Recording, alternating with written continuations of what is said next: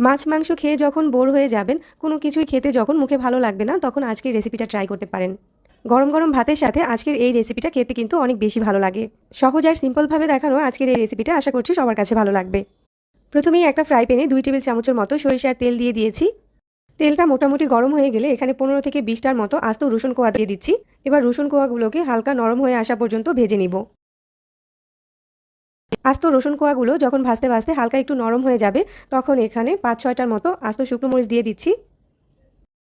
3টা আস্ত কাঁচামরিচ দিয়েছি। 1/4 কাপের মতো কিউব করে কেটে রাখা পেঁয়াজ দিয়ে দিচ্ছি। এবার এই সব কিছু একসাথে কিছুক্ষণ ভেজে নিব।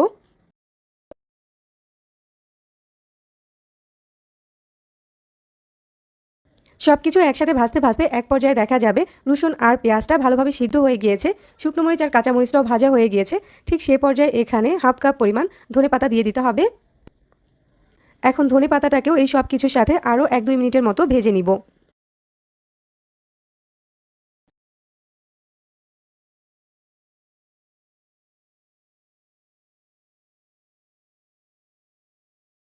এখন সব কিছু একসাথে ভালোভাবে ভাজা হয়ে গিয়েছে, এগুলোকে ফ্রাই প্যান থেকে তুলে নিচ্ছি। অন্য একটা ফ্রাই প্যানে 1 টেবিল চামচের মতো সরিষার তেল দিয়ে দিয়েছি। তারপর তেলটা মোটামুটি গরম হয়ে গেলে এর সাথে দিয়ে দিচ্ছি হাফ কাপ পরিমাণ কালো জিরা।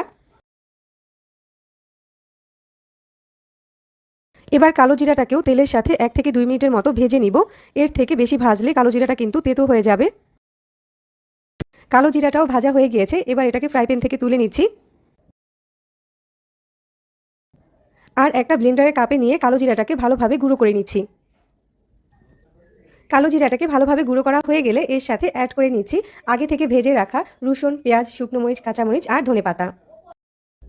লবণ দিয়ে দিচ্ছি পরিমাণ মতো। সব কিছু একসাথে ভালোভাবে মিক্স করে নিব। চাইলে এই কাজটা শিলপাটাতেও করতে পারেন। এই তো খুবই সহজে কালো জিরার ভর্তা তৈরি করে নিলাম। মুখে যখন রুচি থাকবে না, কোনো কিছু খেতে একদমই ভালো লাগবে না, তখন আজকের রেসিপিটা ট্রাই করবেন। গরম গরম ভাতের সাথে খেতে সবার কাছেই ভালো লাগবে। আমার এরকম আরও মজার রেসিপিগুলো পাওয়ার জন্য আমার চ্যানেল সাবস্ক্রাইব করবেন আর ফেসবুক পেজটাতেও ফলো দিয়ে রাখবেন। সবাই অনেক বেশি ভালো থাকবেন। আল্লাহ হাফেজ।